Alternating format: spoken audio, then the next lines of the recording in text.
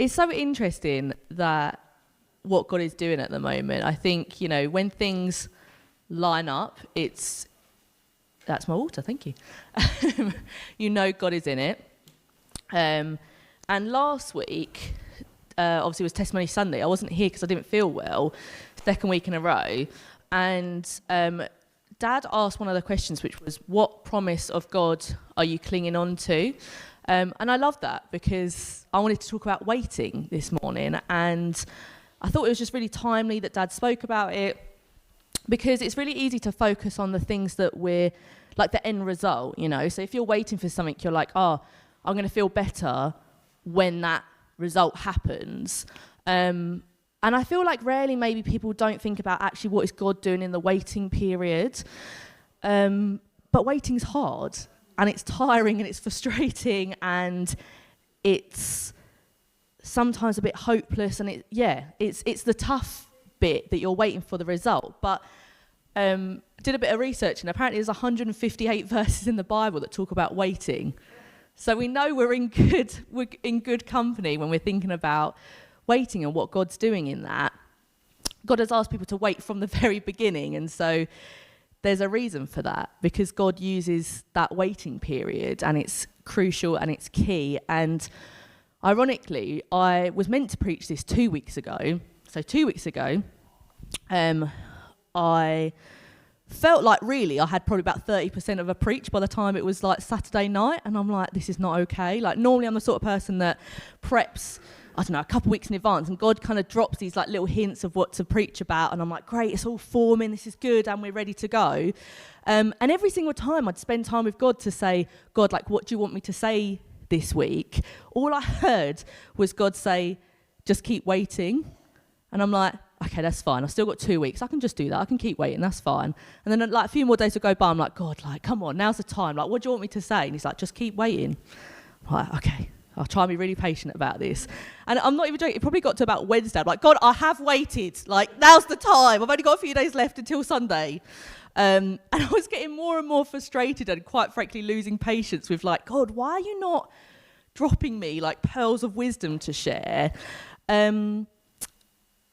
And I just feel like sometimes that is how our waiting period is like. It's that kind of, I've done my due diligence, I've waited, I've been patient, but I'm kind of getting impatient now, so can we speed this process along a little bit? Can we hurry up? And we have an expectation of a timeline in our head that's like, okay, God, I don't know, like waiting for a new house or something. I know we did when we were waiting for a new house. It was like, okay, fine, we'll wait a little bit. Wait a bit longer. Okay, no, I want you to work on my timeline now. And ironically, that week I was really unwell. And I was not well enough to preach whatsoever. And literally the night before, Dad texted, I'd gone to the day of prayer, and I was like, I'm going to spend some time really contemplating what to preach about. And again, nothing. And then Dad texted me Saturday evening to say, hey, just to let you know, like, I've actually got something that I think God wants me to share. If you're preaching, fine, but just as a backup, just in case. And that was the waiting period. Like, I probably could have saved myself a lot of stress and time if I'd just gone, okay, God, I'm waiting. I don't know what I'm waiting for, but I'll just keep waiting. But God knew. He had the end result. He knew, quite frankly, I was going to be sick 2 weeks ago. He knew that someone else probably needed to preach, and gave, Dad some really great things to share. And it's just, I just kind of look back at all the times that I've waited, and every single time thought, I try and put God on my timeline, and actually very rarely do I think, oh God, I'll just wait as long as you want me to wait. Because I am impatient. As a child growing up, any musical instrument that I played, basically I wanted to be instantly good at it, otherwise just wasn't really worth my time. And apparently you need to practice and actually do things to be good at a musical instrument. Didn't know that. So I'm just not very good at waiting, like my husband would tell you. It's, not a strong suit of mine. But we also live in a society at the moment that craves instant results. Everything is accessible to us instantly. Instead of waiting a week to see your friend at church because you haven't been able to speak to them, we can quickly WhatsApp them or call them, or like everything's so accessible.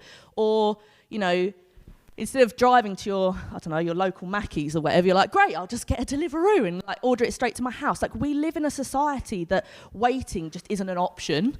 We're like, I don't know. We're just rushing all the time. We want things to happen. There's no value in the waiting period. And almost like we live in a society where actually we're told that the waiting period is actually a bad thing. And that's why things are quicker and more accessible and everything all the time. Because the enemy doesn't want us to see what God is doing in the waiting periods. If we don't wait, we don't see what God is doing. And if we just focus on the end result and it doesn't happen, it's easy to feel deflated. And that's what the enemy wants. The enemy wants us to believe that actually God doesn't have a plan or God doesn't do things for us. And so this morning I wanted to focus on 3 lies that I feel like the enemy tells us in that waiting period, and hopefully by the end of it to tackle it. And I want to equip you guys that when you walk away to go, no, I'm not, that's not okay. Like, I'm not going to let the enemy steal this time of waiting from me, because actually God can do something in the waiting and it's just as important as the end result. So the first lie I wanted to say is the lie of God has forgotten you, or God has forgotten your prayer. I think it's so easy to, a longer period of time, for me it's like 2 weeks, for others it might be a bit longer, and go, well, nothing has happened and I've been praying and I've been waiting and I've been doing all the things that I think I should be doing and nothing. Has God forgotten the prayer that I said 2 years ago, 3 years ago, 5 years ago? Like, maybe it's not going to happen. And someone who knows probably the most about waiting and maybe feeling a little bit forgotten is Joseph. And we're not going to read it all now, but, if you go read it, it's in Genesis 37, that Joseph had a prophetic dream given by God when he was 17 years old. And he didn't see the fruit of that dream for 13 years later.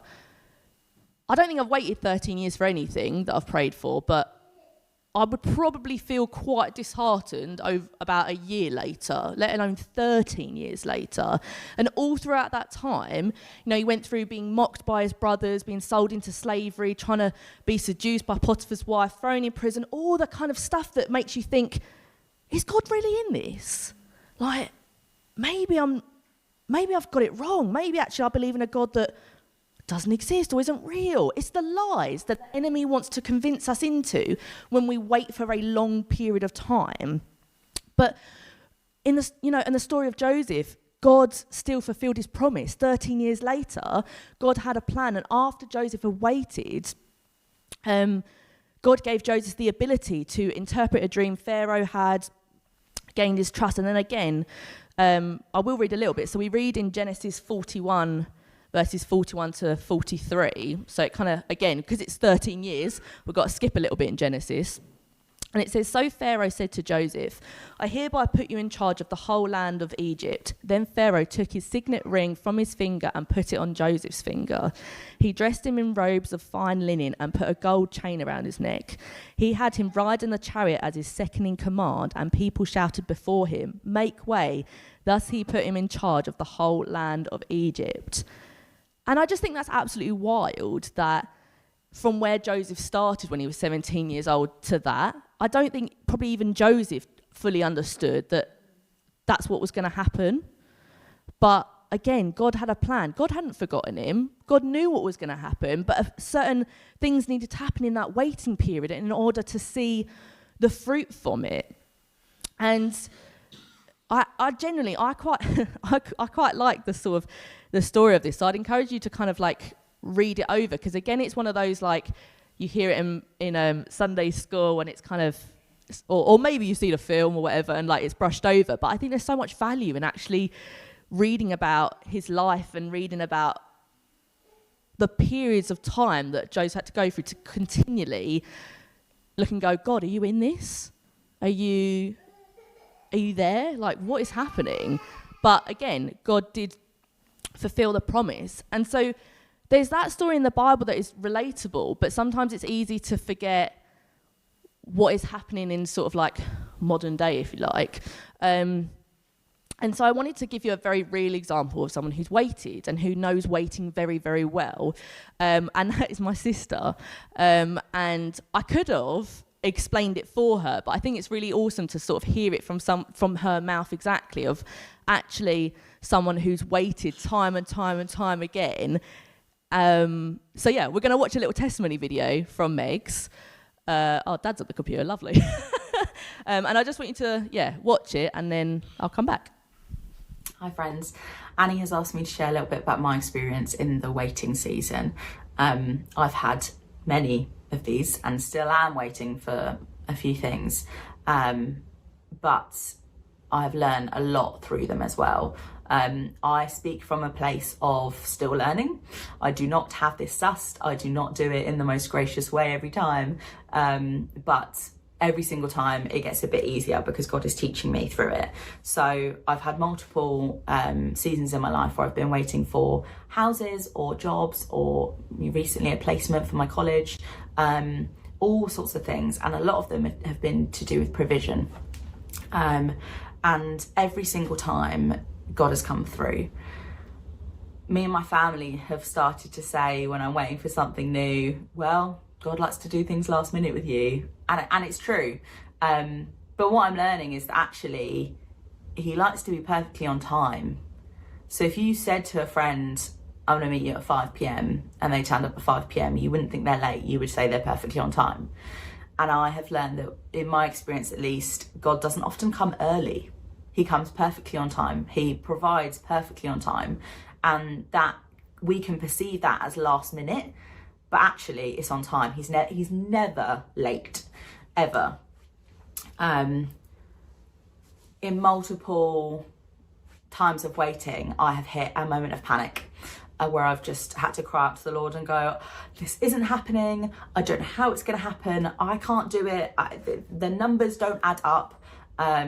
I have limitations here or there, or for whatever reason, it doesn't make sense in the natural and the physical.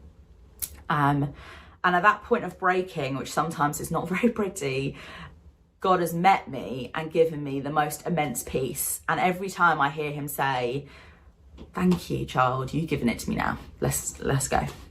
And it gets to this point where I almost break, where I'm just broken, because I get to this place where I'm like, I cannot do this myself. And also I should not do this myself. Like, this is for you, Lord. And I'm going to push doors and I'm going to do things, and I'm not just going to sit idly, but I cannot solve this myself. There is when we speak of waiting in the Bible, often that Hebrew word of wait comes back to an active waiting. So God has taught me a lot about what active waiting looks like, that it is pushing doors, really. In the simplest form, it is pushing doors until the right one opens. And my constant prayer is, Lord, would you shut the wrong doors? When I hit that place of complete and utter surrender, that is where God has met me with the most peace that doesn't make sense. That peace that, we talk about from the Bible, of peace that surpasses all understanding. That's when that happens. And for me, unfortunately, I've had to get to a place of breaking before I've surrendered. And I'm learning to do that a little bit earlier every time now. Still doesn't come as early as it should. But when I get to that place of surrender, that's when that overwhelming peace that doesn't make sense comes. And I've had so many circumstances in my life where I'm waiting for a house, for example. I need somewhere to live. I've got a deadline that I have to move out by. I'm going to have nowhere to live, and I've not got the finances to just rent. And people around me who love me are saying, are you not worried? I'm worried. Or afterwards they've said, I was really worried there for a while, but I just didn't want to tell you.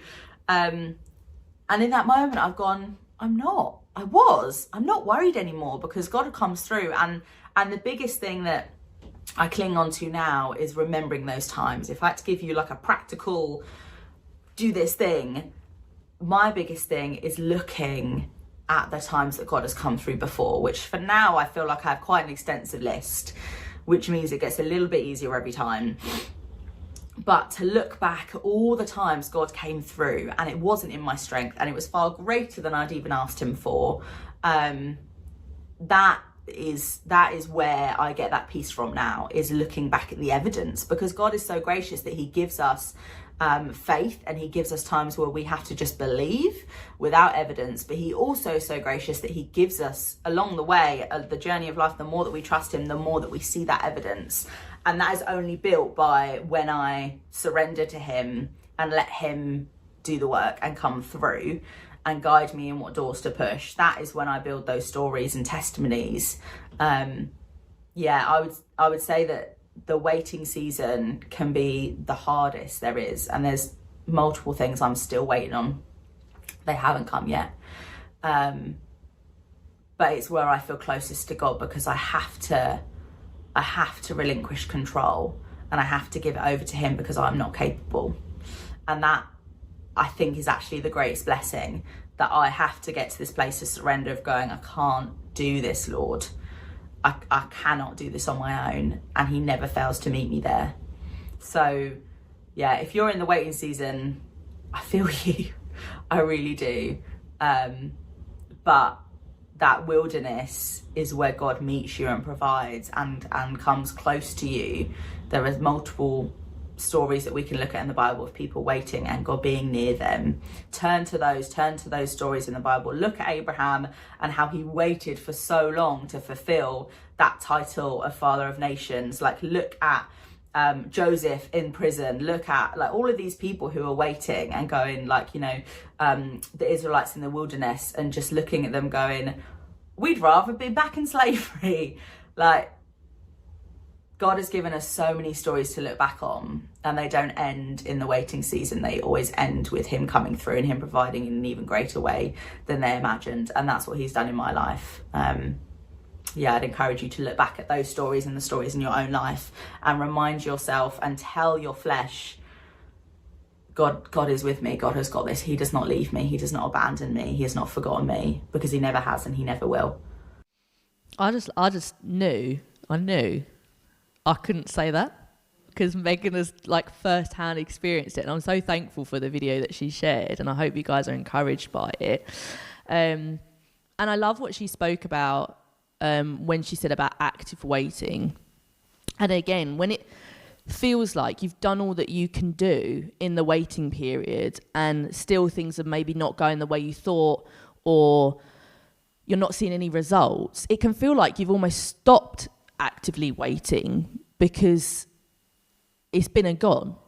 But like Megan said, you know, God's never late. He's always on time, always on time. And, you know, Joseph had to wait 13 years later. God wasn't late. He was on time. He knew the plan. He knew exactly what the plan was and how long Joseph was going to have to wait. And again, those times where things don't look the way they should, or the things that we would like, where Megan says, you know, hold on, and God gives you so many opportunities and different examples in the Bible or in your own life to say, oh, look, like God's done this before, he's going to do it again. The enemy wants to use to say the opposite, to say, do you not see this? God doesn't want the best for you. God isn't going to fulfill the promise that he set out for you. You've been waiting long enough. Like, you're only human. It's all these things that it's so easy to our brains to constantly say to ourselves, and it is the enemy. It's the enemy trying to convince you and trying to stop you from looking at those examples in the Bible, looking at examples in your own life and go, no, God is faithful. I'm not putting up with this. I'm not listening to the lies that you're trying to tell me. I'm going to keep waiting because I know God's going to follow through. And so the second lie that I wanted to talk about was when is God isn't going to answer your prayer because of all the things you've done in your life. You're just not good enough for that prayer to be answered. And again, I've actually like firsthand heard people say, I've been praying and it's not happened, and it's probably because, you know, I've let God down so many times that I'm just not worth it. I'm just not worth his time. He's not going to answer. And again, it's a lie. It's an absolute lie from the enemy that for whatever reason, your mistakes, your past, anything like that is going to stop you from God fulfilling his promises, because the reality is it's nothing to do with you. It's all to do with God. And I think that's the other thing. Like when we're waiting, it feels a little bit like me. Like this is what I want. I'm waiting for it and I'm doing the right things. And God's going, this isn't about you. This is all for my glory. What are you talking about? And one of the, I think, easiest examples to look at to show that it's really not about you and it's really not about all the things that you have or haven't done is when we read about the lost son. And so I know probably you've heard it before, but I thought it'd just be key to read it together. So that's what we're going to do. So we're going to turn to Luke 15, starting at verse 11. And I'm reading from the NIV, which says, Jesus continued, there was a man who had 2 sons. The younger one said to his father, Father, give me my share of the estate. So he divided his property between them. Not long after that, the younger son got together all he had, set off on a distant country, and there squandered his wealth in wild living. After he had spent everything, there was a severe famine in that whole country, and he began to be in need. So he went and hired himself out to a citizen of that country, who sent him to the fields to feed pigs. He longed to fill his stomach with the pods that the pigs were eating, but no one gave him anything. When he came to his senses, he said, How many of my father's hired servants have food to spare, and here I am, starving to death? I will set out and go back to my father and say to him, Father, I have sinned against heaven and against you. I am no longer worthy to be called your son. Make me like one of your hired servants. So he got up and went to his father. But while he was still a long way off, his father saw him and was filled with compassion for him. He ran to his son, threw his arms around him and kissed him. The son said to him, Father, I have sinned against heaven and against you. I'm no longer worthy to be called your son. But the father said to his servants, Quick, bring the best robes and put it on him. Put a ring on his finger and sandals on his feet. Bring the fattened calf and kill it. Let's have a feast and celebrate. For this son of mine was dead and it is alive again. He was lost and is found. So they began to celebrate. Meanwhile, the older son was in the fields. When he came near the house, he heard music and dancing. So he called one of the servants and asked him what was going on. Your brother has come, he replied, and your father has killed the fattened calf because he has come back safe and sound. The older brother became angry and refused to go in. So his father went out and pleaded with him. But he answered to his father, Look, all these years I've been slaving over you and never disobeyed your orders, yet you never even gave me a young goat so I could celebrate with my friends. But when this son of yours, who has squandered your property with prostitutes, comes home, you kill the fattened calf for him. My son, the father said, you are always with me and everything I have is yours. But we had to celebrate to be glad because this brother of yours was dead and is alive again. He was lost and is found. I think it's such a powerful picture to think, actually, you know, in that scenario, the son that had squandered everything thought it's about him and thought, you know, how am I going to beg for his forgiveness? How is my father ever going to accept what I've done? And so I'm going to have to come back at like the lowest level. But actually the father is looking and going, that doesn't matter. The fact that you're coming home is the biggest thing. So I promise you, there is no circumstance where you've done too much. There is no circumstance where God is going to give up on you or God has said that you're not welcome in his home anymore. You're always welcome. And again, it's the lies of the enemy to go, you're too far gone. You haven't done enough. Why would he answer your prayer? Or why would he answer the promise? You're not worth that much. Again, like, we live in a society that continually criticizes themselves. And I think this is true. I'm not the only one that's insecure in this room. That I'm not the only one that thinks, oh man, I really messed up and I don't know if it's enough this time. I don't know if just saying sorry is enough. But it is, because God is a forgiving God. And again, it doesn't dismiss the promise he's put out for you. And it doesn't dismiss what he's going to do in the waiting period. You know, Jesus died on the cross so we didn't have to carry the burden of guilt and shame. But the enemy wants to guilt us constantly trying to tell us that we're not enough, that we've done too much, that the waiting period that's it. Like Megan said, you know, God never stops in the waiting period. He always fulfills it. But the enemy looks and goes, no, you're just stuck in the waiting period now. It's been a while. Probably not going to answer your prayer. You're just going to keep waiting. What's the point? That's what the enemy is trying to tell you. But again, you can never mess up and never come back to God, never come home. God is always going to be there, and you're always going to be his treasure. And, you know, in the waiting period, God isn't punishing you for sinning. I suppose I just wanted to make that clear as well. That's like, if you're waiting longer than your friend or your neighbour or your family member, it's not because you've done something wrong. It's not a punishment that you're waiting a year and, you know, I found a house in 2 weeks, but Megan had to wait 3 years for hers. It doesn't work like that. Yeah, it's just God is doing something for his glory, and everyone's story is different. And the third lie that I wanted to talk about, which I'm liable for, and personally this has happened to me so many times, is the lie that you've missed it. That you've waited and it's passed you by, like an opportunity or the perfect house or, you know, money that needed to come to your account, but you didn't grab hold of it, so you missed it. That's it now. And I feel like, for me, this is the biggest lie the enemy tells me when I'm in a waiting period, because I try and be switched on all the time. And again, because I'm impatient, I'm trying to look at every corner like, right, God, what are you doing in this? Are you doing this? You know, because I'm trying to figure out God somehow.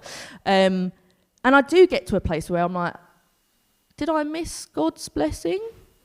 Did I not notice it and therefore I'm not thankful enough for it? Like, what's happened? And a very real example is a while ago now, I was in a job that wasn't sustainable for me at all. Like, I was burning out constantly. My mental health was just not doing well in it. And the money that I was earning just wasn't enough for the increase of bills and things like that. And so my prayer was, God, like, find me a new job. And I felt like God had also told me it's time to move on anyway. And I thought, oh, good, like, our thoughts are aligning. I want to leave. You're telling me to leave. This is all good. And my prayer would constantly be, God, point me in the right direction. Very similar to Megan, which is open doors or shut doors that aren't supposed to be there. And I would just follow whatever door opens, whatever door shuts. And I felt like I'd done quite a few applications and quite a few job searches and never got anywhere. And I was feeling a little bit deflated, and I was having this conversation with Dave Curtis, actually, and I'm like, maybe I missed it. Like, maybe I just was on the wrong website or something, and I didn't see the perfect job that God had for me, and now I've missed it. And he was so gracious, bless him. He's like, Annie, you haven't missed anything. I was like, all right, sorry, David. He's like, no, I'm serious. You have not missed it. I'm like, oh, okay then. And he's like, because the thing is, you can't miss something that God's planned. You can't. If God has planned it, it's going to happen, whether you like it or not, because that's the way he designed it to be. And so, you know, when I was having this conversation with David, he was like, Annie, it's going to happen in his time. It just hasn't happened yet, and that's okay. It doesn't mean that you've missed it. It just means you're still waiting, and that's okay.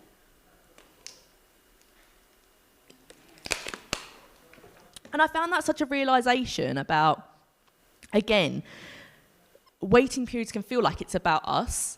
And it's like, what can I do in that waiting period? What am I doing? Like, and there is truth in, you know, what Megan said about that active waiting. But if we focus too much on our own needs and our own, what are we getting out of the waiting period? Then we've missed the point that actually God is the one that is using that waiting period for his glory. And you haven't missed anything because God is still working on the thing you're waiting for.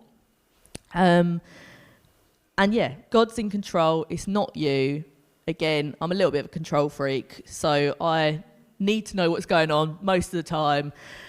But it's so important to just step back. If you've been waiting for a long period of time, or you're waiting and not seeing results, to go, God, what do you want to do for your glory? Not what can I do? What can I actively, do to speed up this process?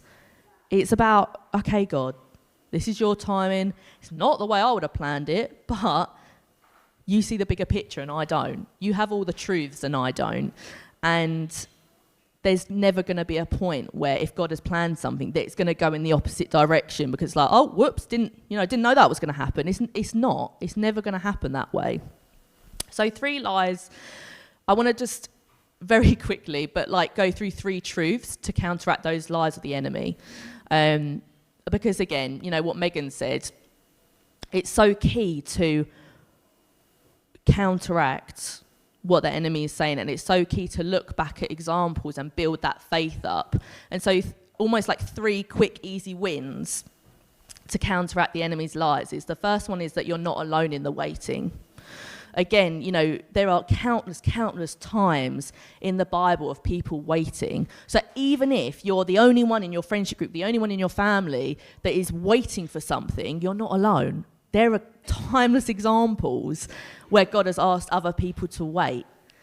It's not abnormal for God to ask you to wait.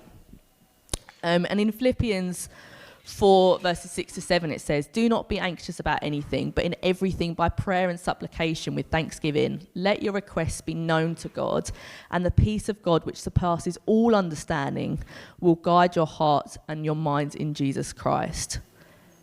God is really simple in that. It's like, don't be anxious about anything, pray about everything. So if you're in that waiting period and you're just lost or not sure, you're hearing those lies of the enemy, just breathe and go back to God. Just pray. Go again. Run home and go, God, what is happening here? Because I know you have a plan in this. I know that you can provide me with peace that surpasses all understanding. I know that. So help me be in that place. Joshua 1:9 says, "Have I not commanded you? Be strong and courageous. Do not be afraid. Do not be discouraged, for the Lord your God will be with you wherever you go." Again, the enemy really wants to tell you that you're the only one that feels like this. You're the only one that isn't good enough. You're the only one that has missed it. You're the only one that is going through trial after trial after trial after trial and not seeing a result.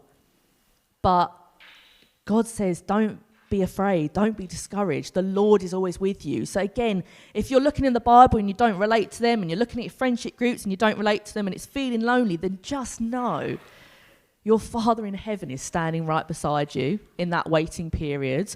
You are not alone. And we sing so many songs about not being alone, and I don't know how many times we sing it for it to actually sink in, to go, I have a friend in this. I have a Father in this. I have the Almighty One walking with me in this waiting period. You're not by yourself. So do not let the enemy convince you that you are alone, because you're not. The second truth to counteract the enemy's lies is God always fulfills his promises. And again, it's potentially something that is so easy to say, but very difficult to believe in that time of waiting.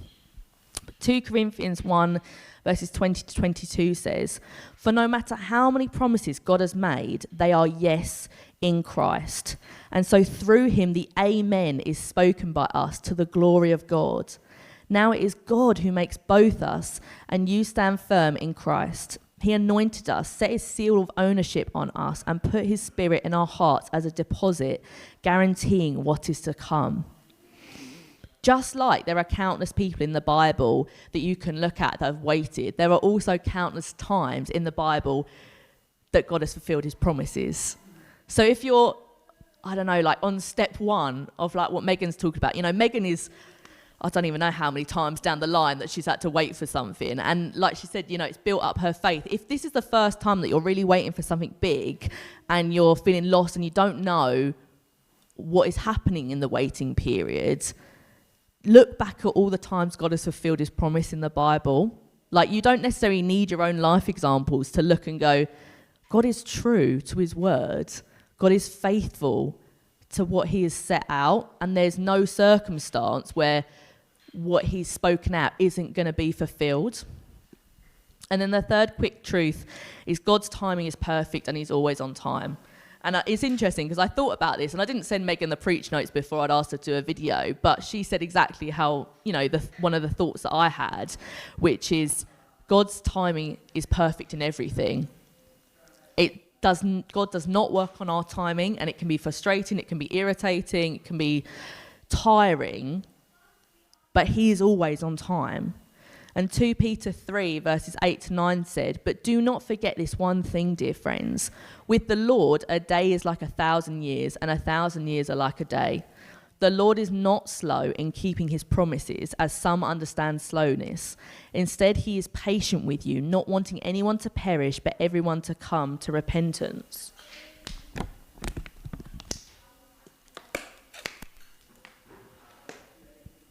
God's timing's funny. I don't think we'll ever understand it.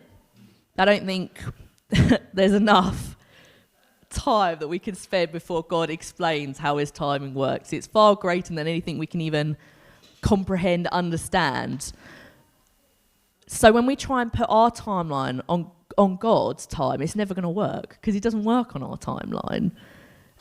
So again, the enemy wants to say that you've missed it, that there's not, that you've waited too long, that your impatience, that means something because you have waited a long time and you have suffered a long time, and you know, maybe God isn't the God that he says, but read your Bible, know that that's not true.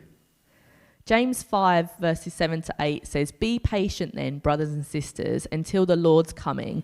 See how the farmer waits for the land to yield its valuable crop, patiently waiting for the autumn and spring rain. You too, be patient and stand firm, because the Lord's coming is near." It was James 5 verses 7 and 8. Yeah, again, if you're shouting at a plant to grow quicker, I don't know if anyone does that. It don't work. I've tried it. When you shout at something that's growing, nothing can speed up that process. You have no power to speed it up, to change it. And equally, you can't slow time down. I wish, when I look at little babies now, I'm like, how did I get a little boy? Like, I had a little baby, now he's big. And it's just crazy. And I'm like, oh, I wish I could slow down time. But that's not the way it works. God designed time in a very strange way, and all for his glory.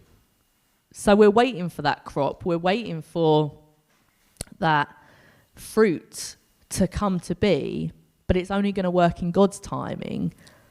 We sing a song where the lyrics are, "God in my hoping, there in my dreaming, God in my watching, God in my waiting, God in my laughing, there in my weeping, God in my hurting, God in my healing." Just know God is in the midst of everything. So if you are in that waiting period and it hurts and it's draining, or you're not getting any answers and you don't know what's next, just know God is in all of it. God is in the wishing for something. God is in that hoping. God is in the times that it's tough. God is in those moments of joy. He's in absolutely everything, and he's in that waiting period. And so I just wanted to wrap up to spend just a few minutes waiting on God. And you can spend that time if you are waiting for something and there is a promise or there's a prayer that you have that you're so desperate to see come to be and it's not happened yet. Use that time to reflect and go, God, reset my thinking. Cut out any lies of the enemy that I've believed or that he's trying to encroach into my brain. Let me focus on you. Let me focus on what you're doing in that waiting period, because the waiting period is just as valuable as the end result. Maybe even more valuable sometimes. But it's all for God's glory. So we're going to listen to this song. I'm going to sit down, but genuinely, if anyone needs prayer, I'm more than happy to pray over them. I'm sure Dad would be happy to pray over them. If you've got something that is aching in your heart or anything that just you've waited so long that you're dried up now, come ask for prayer. We can stand around you, we can stand in support of you. But yeah, let's just listen to this song and see what God does.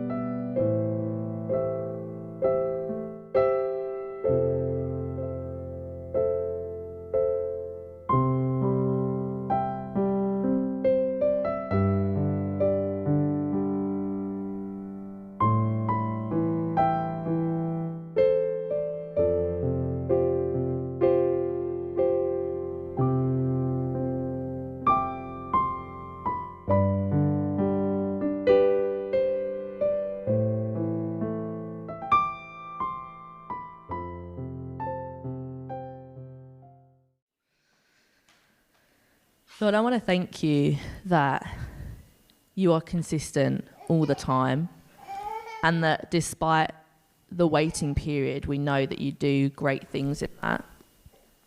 I want to thank you for all the prayers that you've answered that we're waiting for, and the prayers that are still to come that we know you're going to fulfill, because you fulfill every promise. You fulfill everything that you've set out to do. You're never late. You never abandon us. You speak truths over us. You speak truths over our situations. And Lord, cut out any lies that the enemy is trying to use in this waiting period.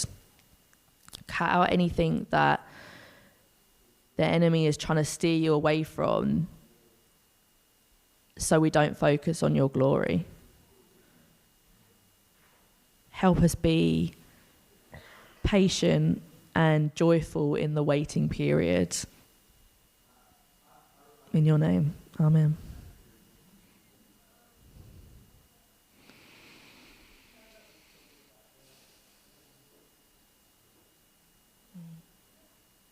It's good to take time.